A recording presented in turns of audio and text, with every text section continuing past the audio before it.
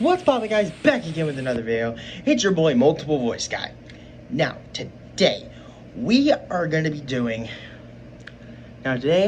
I'm finishing my Friday the 13th ranking. And last one I went over the films I hate or films I just find okay. So now just to let y'all know that these are just my opinions. So please don't hate on me if you have others.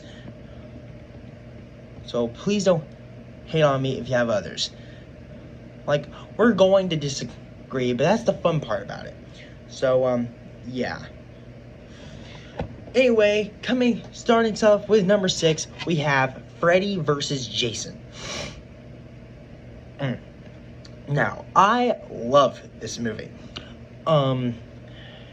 Yeah, but I do have only 2 issues with it.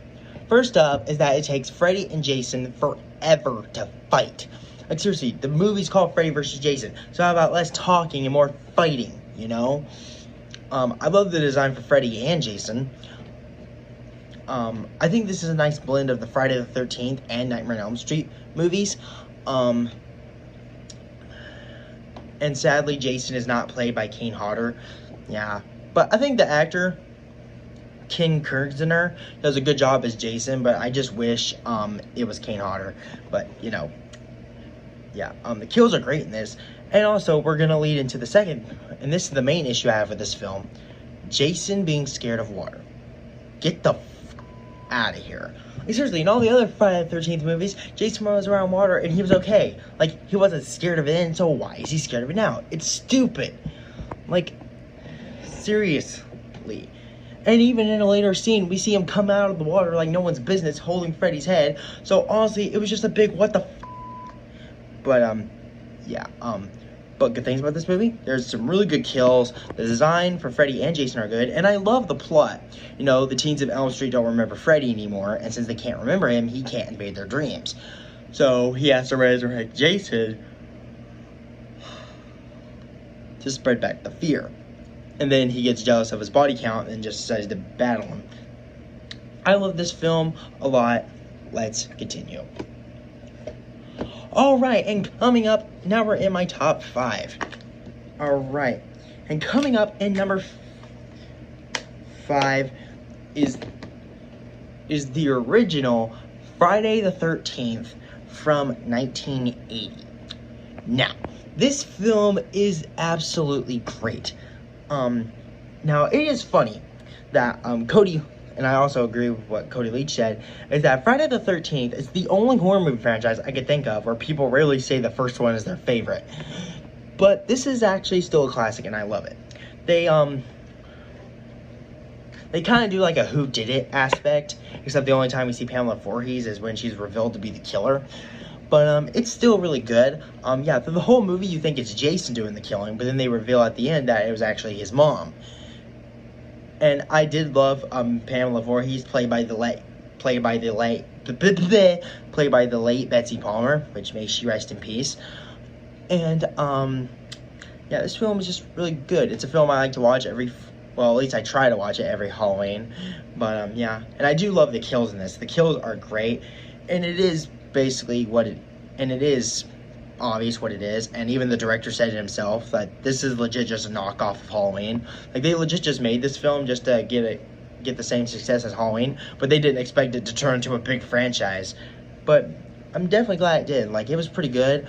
The final girl, Alice, is pretty forgettable though, but it was still pretty cool. And I did love the kills in this, like Kevin Bacon's character, the one who got an arrow through the throat. I thought that was a cool kill. But yeah, so it's at number 5. Alright, and coming up in Alright, and coming up in number 3. No, not number 3.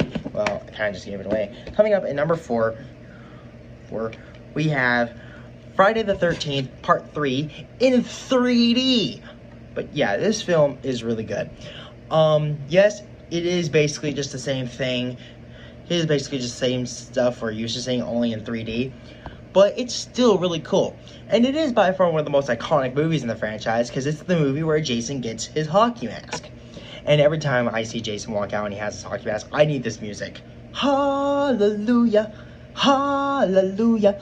Yeah, and he gets it from a prankster, which hashtag don't play pranks. The kills are great in this, and I love the connection he has with the final girl, to where he attacked her all those years ago, and then he's finally back. I thought that was pretty cool. Even though the 3D is kind of compared to what we have now, but back in 1982, this was pretty good. And yeah, that's pretty much it. And I'm gonna take these off because they're starting to hurt my eyes. Oh, okay.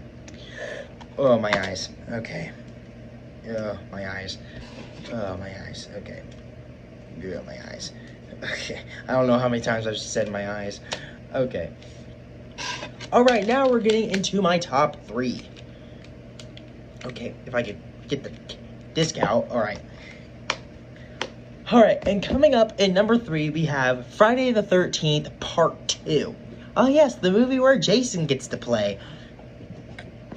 And since he doesn't have his iconic hockey mask yet, he instead wears a pillowcase around his face with only one eye hole. He's called Sack Jason, which I think is pretty okay. But if anything, I'd say this is an improved version of the first film. The kills are upgraded, even though the final girl, Ginny, is way better.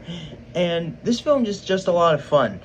And now the design for Jason in this movie is not good. Like, the pillowcase around his, like, the sack on his head looks kind of stupid.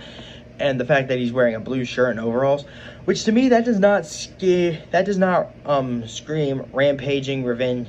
That does not scream revenge, angry revenge revenant. To me, it just screams more like rampaging murderous hillbilly.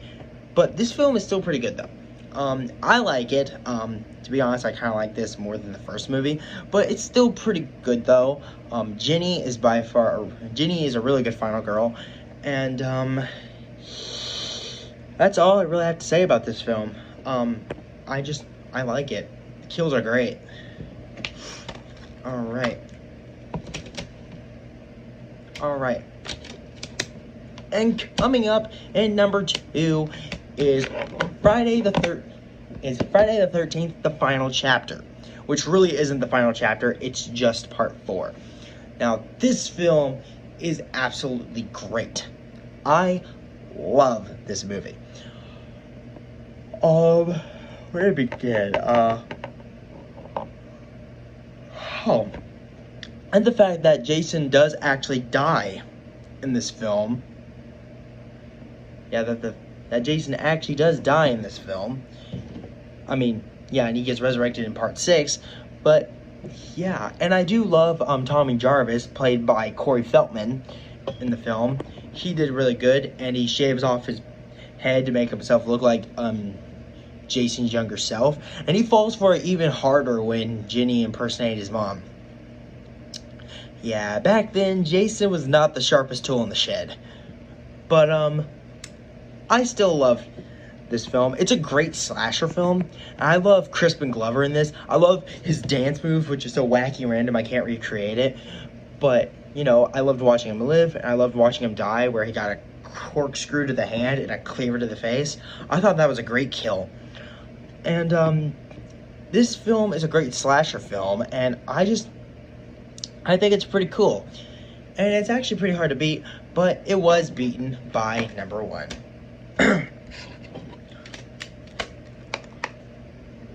Alright, and coming up in number 1 is Friday the 13th, Part 6, Jason Lives. Ah, yes, this is arguably the best out of all of them, in my opinion. Yeah, because after Friday the 13th, Part 5 basically disappointed Friday the 13th fans everywhere, Paramount realized their mistake and decided to give the fans what they actually wanted, Jason Voorhees. And I love Tommy Jarvis in this film, who's now played by Tom Matthews. He did it way better than John Shepherd in 5. Yes, they kind of give Jason like a Home Depot look, but it's still pretty good. And this is my favorite Friday the 13th movie, even though my favorite Jason actor is Kane Hodder. Don't ask me how that works. I do love the ending where they chain him to the bottom of the lake. I thought that was pretty cool, and they slice his throat with a boat propeller, which, which, yeah, of course didn't kill him, but it was still pretty cool though. The kills are great in this film. I love that the MPAA didn't hack this film to death like they did in parts, like they would in part 7. And I love this, and the fact that this is the first Friday the 13th film without nudity. But yeah, this is a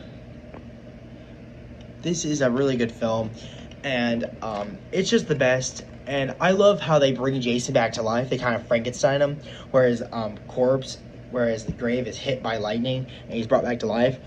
I thought that was a pretty good homage to Frankenstein, and this is probably the most fun out of the Friday the 13th movies. You know, Jason is no longer in the shadows. He's now making a full appearance. And that is it. So do you agree with my ranking? Or do you have any other different opinions?